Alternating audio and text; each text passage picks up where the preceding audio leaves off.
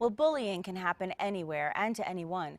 Every 7 minutes, a child is bullied, and 85% of the time, there is no intervention of any kind. And here's a really sad statistic. Bullying is a leading cause of suicide among children between the ages of 11 and 16.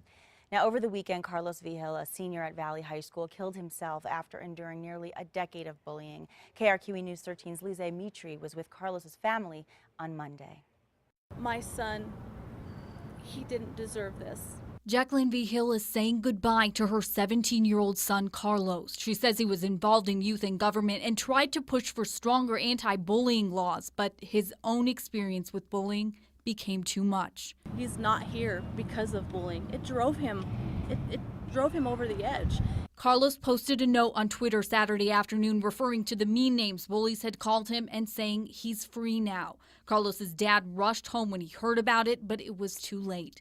Carlos was going to be a senior at Valley, a school he transferred to last year to escape bullying at Los Lunas High School. He was picked on for everything from his weight and acne to his glasses, and his mom says it started when he was at least 8. He had this little lunchbox, a little smiley face lunchbox, and people thought that was the funniest lunchbox ever, and they made fun of him for it. They grabbed it on the school bus and just threw it on the floor and broke it.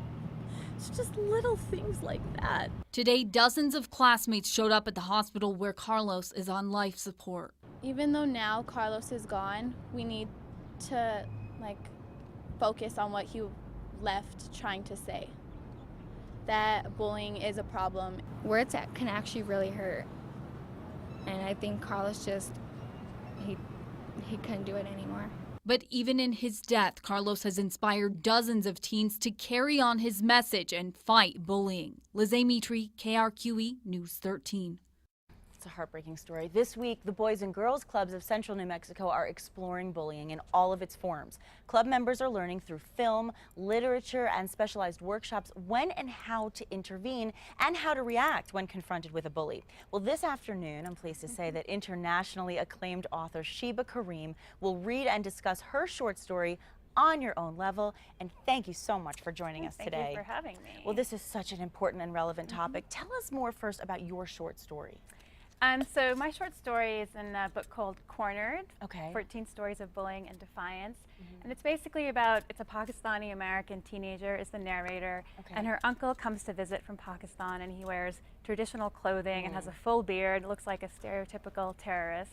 And being a teenager, she's mortified, doesn't want to be seen with him, and her mother makes her go to the mall to help him pick out an iPod, where one of the most popular girls in school who's angry at her for something that happened, sees her, takes a photo with her iPhone, and anonymously emails it to the entire school, saying that the narrator is hanging out with terrorists. Oh, gosh. And goes on to deal with how the narrator deals with that. And the sad thing is this is something that could happen. Oh, yeah, it's really definitely. realistic. So I'm really curious, how has the anthology opened up dialogues between people about bullying?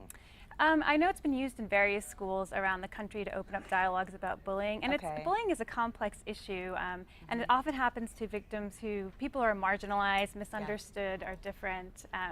So this anthology has stories that approach it from all different angles, and so there's something in it that every teenager can relate to, so it really is a great starting point to start a discussion. How has bullying changed since we were kids? So, you know, my first young adult novel was set when I was a teenager, and so in writing the story, which is set now, I had to research how has bullying changed, and it has changed dramatically because of cyberbullying. So now you can bully through social media, through the internet, through Facebook, through Twitter.